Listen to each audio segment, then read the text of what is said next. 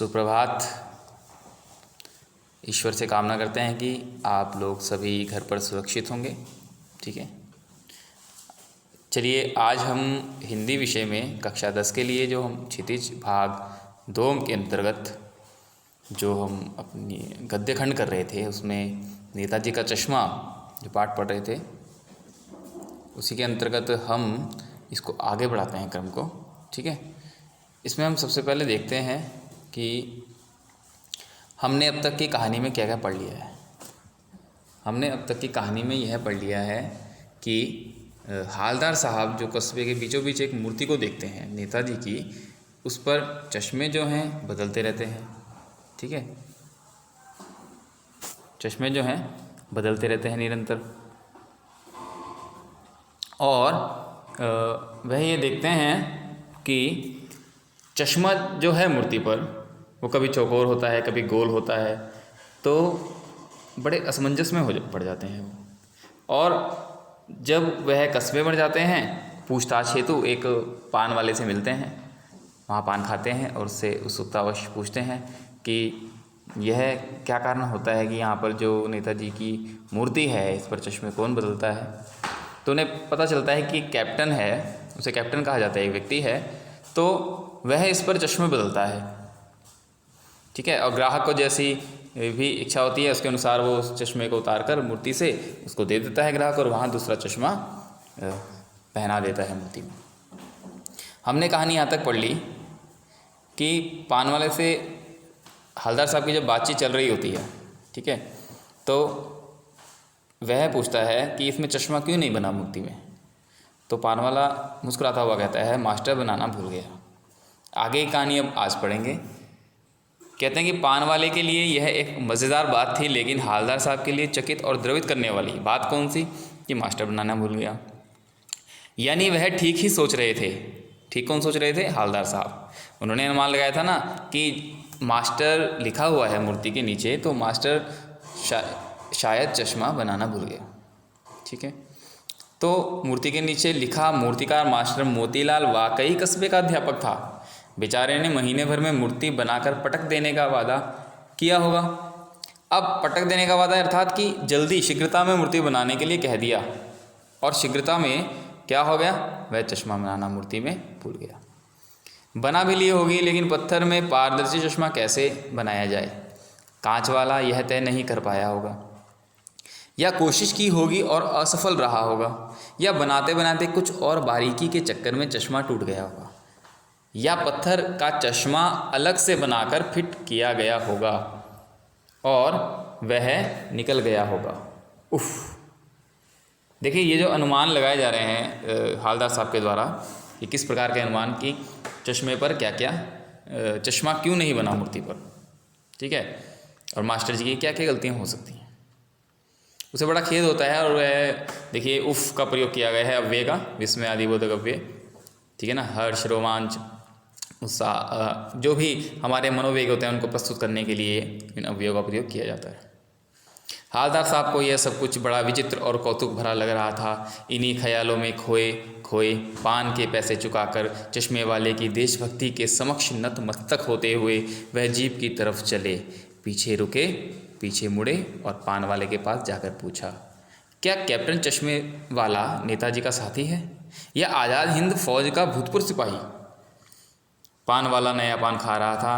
पान पकड़े अपने हाथ को मुंह से 1.5 इंच दूर रोककर उसने हालदार साहब को ध्यान से देखा, फिर अपनी लाल काली पत्ती सी दिखाई और मुस्कुराकर बोला, नहीं साहब, वो लंगड़ा क्या जाएगा फौज में, पागल है पागल, वो देखो वो आ रहा है, आप उसी से बात कर लो, फ़ोटो वोटो छपवा दो उसका कहीं।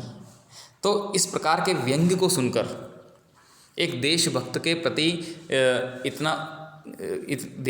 प्रति इतना व्यंग्यपूर्ण जो वाक्य है, व्यंग्यपूर्ण जो वाक्य है, और साथ ही साथ उसका मजाक जो उड़ाया जा रहा है, किसका? कैप्टन का, क्योंकि वो दिव्यांग था तो इस कारण उसका मजाक उड़ाया जाता था, कैप्टन कहा जाता था उसको।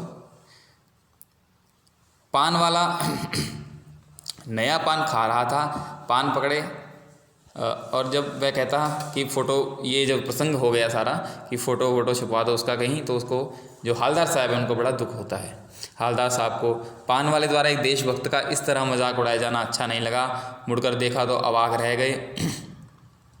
एक बेहद बूढ़ा मरियल सा लंगड़ा आदमी, सिर पर गांधी टोपी और आंखों पर काला चश्मा लगाए, एक हाथ में एक छोटी सी संदूकची और दूसरे हाथ में एक बांस पर टंगे बहुत से चश्मे लिए अभी अभी एक गली से निकला था और अब एक बंद दुकान के सहारे अपना बांस टिका रहा था।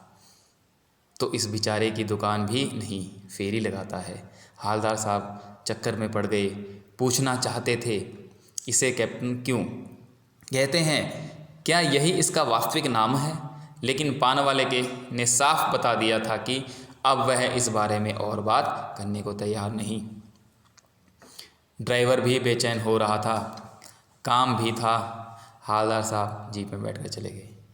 देखिए, जब उन्होंने वास्तव में कैप्टन को देखा कि एक असहाय है जो जिसकी एक टांग भी नहीं है और उसके अंदर देशभक्ति का इतना जज्बा है, तो वह अवाक रह गया। कौन? हालदार साहब। ठीक है, और भी जिज्ञासा भरे प्रश्न थे उसके अंदर, लेकिन पान वाले ने सीधे सीधे तौर पर उसको मना कर दिया, तो वह वापस चला जाता है। ऐसा क्रम चलता है।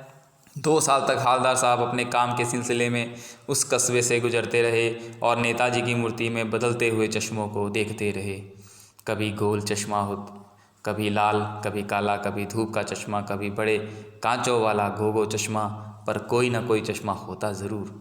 उस धूल भरी यात्रा में हालदार साहब को कौतुक और प्रफुल्लता के कुछ क्षण देने के लिए फिर एक बार ऐसा हुआ कि मूर्ति के चेहरे पर कोई भी कैसा भी चश्मा नहीं था।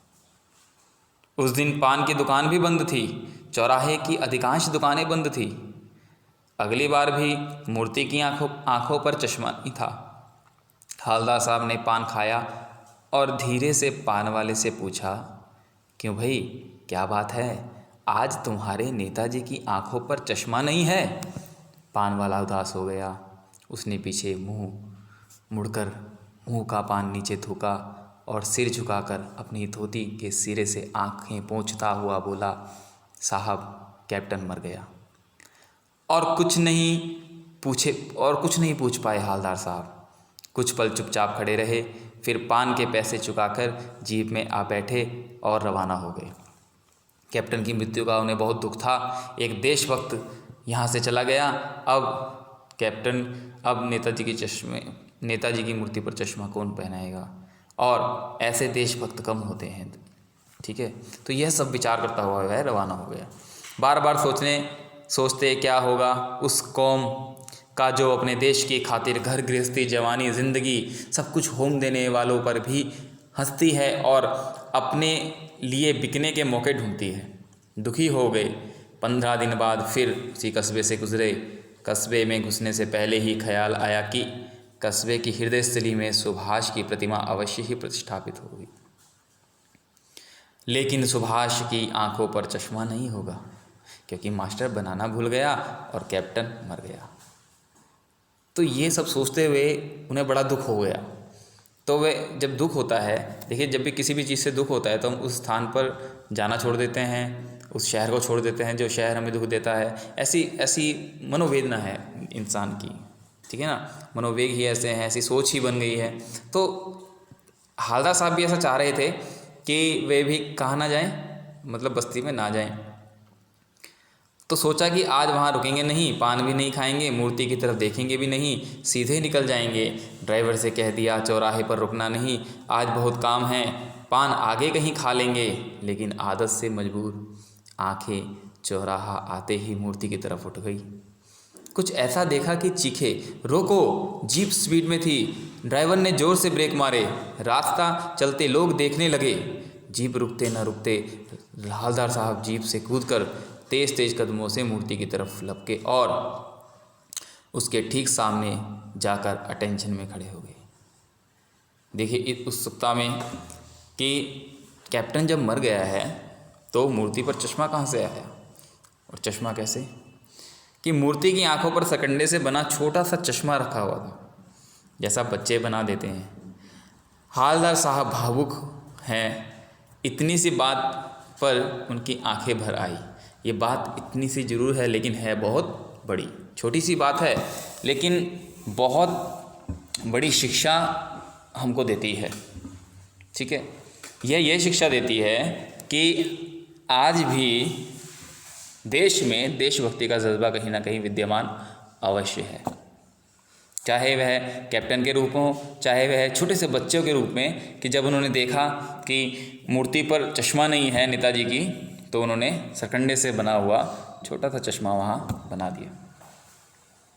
यानी कि चश्मे के बगैर मूर्ति अच्छी नहीं लग रही थी और एक प्रतिष्ठा नहीं बन रही थी एक मूर्ति की। ठीक है ना, तो उसको बनाए रखने के लिए, उस नियम को बनाए रखने के लिए किसी न किसी के मन में देशभक्ति का जज्बा जगा, चाहे वह बच्चे के रूप में हो, चाहे वह कैप्टन के रूप में हो, चाहे वह छोटे से छोटे व्यक्ति हो, चाहे वह देश का बड़े से बड़ा व्यक्ति हो, चाहे अमीर हो चाहे गरीब हो, सबके मन में क्या है, देशभक्ति की भावना विद्यमान अवश्य है। यह कहानी भी हमें यही शिक्षा देती है, ठीक है, कि हमें अपने देश पर गर्व होना चाहिए, उन वीरों पर गर्व होना चाहिए जो देश के लिए शहीद हुए, देश की स्वतंत्रता के लिए शहीद हुए, या देश के लिए जो भी अमूल्य योगदान दे रहे हैं। ठीक है, तो यही इस कहानी का सार है, उद्देश्य भी है। तो आशा करते हैं कि आपको कहानी अच्छे से समझ आ गई होगी। इसके आधार पर आप प्रश्न निर्माण कीजिए और कोई भी समस्या हो तो हमें कमेंट करके बताएं। तब तक के लिए ठीक है, घर पर बने रहें, सुरक्षित रहें। धन्यवाद।